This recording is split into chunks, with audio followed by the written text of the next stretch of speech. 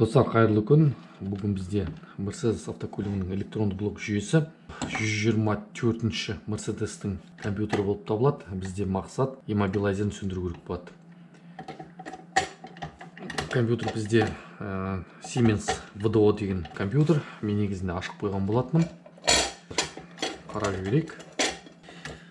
Көлікте андай рыбка кілт емес, баяғы механикалық кілт болған. Сол кілтті жоғалтып алып, дәл осындай компьютер оқыту керек болады. Біздің мақсатымыз иммобилайзерін сөндіру. Басқа мотор салғаннан кейін басқа компьютер салып жатыр. Сөндіретін бізде дәл осындай эмулятор, Julie деген оригиналды. Қытай версиясы да болады жалпы жасауға, бірақ өзім осындай Carlab эмуляторларымен сөндіремін. Эмулятор бізде дәл осындай Carlab IMO 118-ші версиянікі екен, Pro. Бұны тек қана Mercedes емес, басқа жаңа түрлі маркаларға істеуге болады. Сөндіру үшін біздер мына EEPROM-ды миынан ішінде программасын құйып өзгерту керек болады. Паяльниктен алған болатынбыз. Осының ішінде бір-екі данныйларын өзгерту керек болады бізде.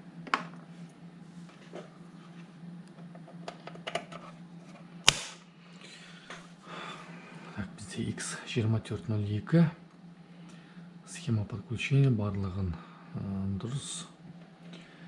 Енді чтение жасаймыз. Чтениеде бізде дәл иммобилайзерлердің ішінде бір-екі данныйлары бар. Соны өзгерту керек болады. Ол үшін біз мынаны сақтаймын. 2402 и оригинал деп жазып қояйық. Оригинал деп.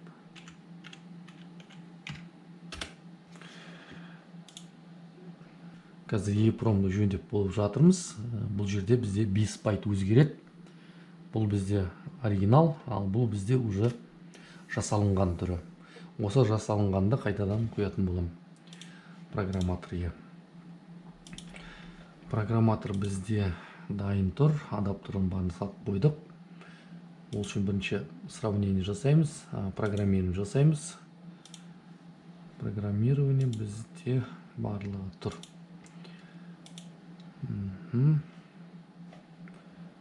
Выполнить. Все, программирование болды. Нақты сол программирование болды ма, жоқ па, салыстырып көрем. Барлығы дұрыс құйылды дейді. 5 байт өзгертілді. 5 байт өзгертілгеннен кейін бұл EEPROM-ды арнайы орнына салып пайгілеу керек болады. Иммобилайзерде бізде 6-шы пинді пайгілеймін. 6-шы пинді пайгілегеннен кейін орнына салу керек болады.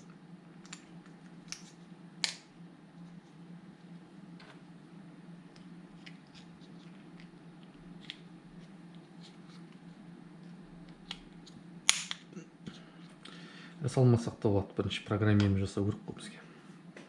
Осындай қылып пайгілеп қойдым, мануалын жаңа көргеніңіздей. Қызық болса, осындай пайгілейсіңіздер.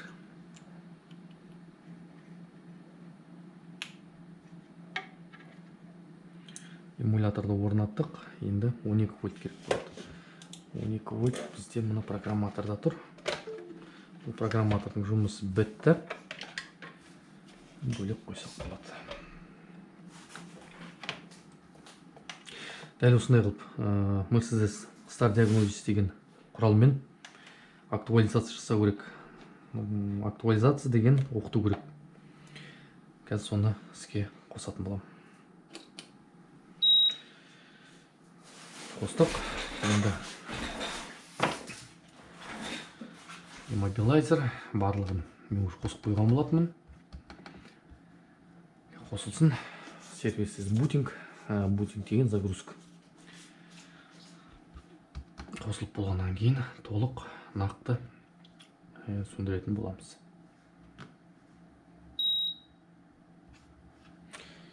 Все, қосылды. HHTP Win деген программасы бар. Бұлар ескі Mercedes-терде. Ескі Mercedes-терде дәл осындай сканермен қарау керек болады.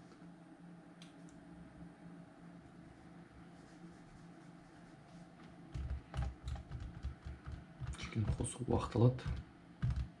Терпение дейді ғой. Біз енді 202 қылып кірсек те болады. Негізінен Mercedes 124, бірақ 202 қылып та кірсек те болады, 210 қылып кірсек те болады. 210 қылып кіремін мен.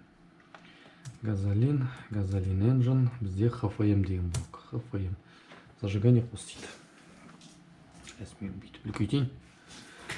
Зажигание бізде дәл осындай батырма орналады. Зажигание қостық. Please wait. Компьютер кірді. Нақты компьютердің екеуін сверка жасаймыз. Себебі кейде корпусы басқа, ішіндегі платасы басқа болады. 018 545 1732 деген компьютер ма дейді.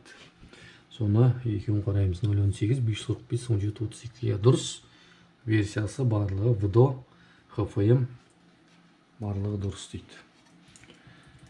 Енді оны кіру үшін программирование жасаймыз через вариантный кодирование.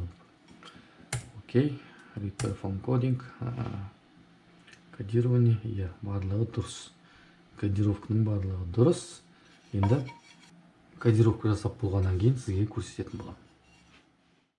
Достар, программирование жасап болдық. Программирование жасап болғаннан кейін актуальное значение кіреміз. 7-ші вкладкеге авторизация водителя. Drive authorization.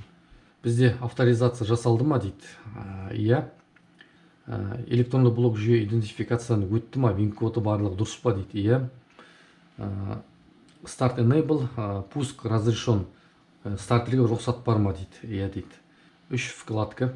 Yes деп тұрса болды. Immobilizer оқылды. Immobilizer барлығы дұрыс. Міне 1 секундта бір кезек моргать етіп тұр. Барлығы дұрыс деген сөз. Осылай міне Mercedes-ті Immobilizer'ін сөндірген болатынбыз. Егер кімде дәл осындай компьютер Immobilizer сөндіргісі келсе, хабарласыңдар, жасауға болады. Қазір бізде одан кейін 2.8 Mercedes жасау болады. Бұл бізде ML163 сабап жасалынып жатыр. Бұл бізде 210 Mercedes-тің электронды блок жүйесі. Бұл да сабап жасалып жатыр. Осыған има оф сөндіреміз. Мен уже флешкасын пайкілеп алдым. Ішінде 1-2 программасын түзетіп, бұған эмулятор, мынандай эмулятор салмаймыз. Тек қана компьютердің өзімен сөндіретін боламыз. Ал мынаған эмулятор керек болады. Егер видео ұнаған болса, лайк басып, комментарий қалдырып кетеміз. Келесі видеоларда мынаны қалай сөндіруге болатынын барлығын көрсететін боламын. Рахмет достар. Осылай компьютер сөндірген болатынбыз.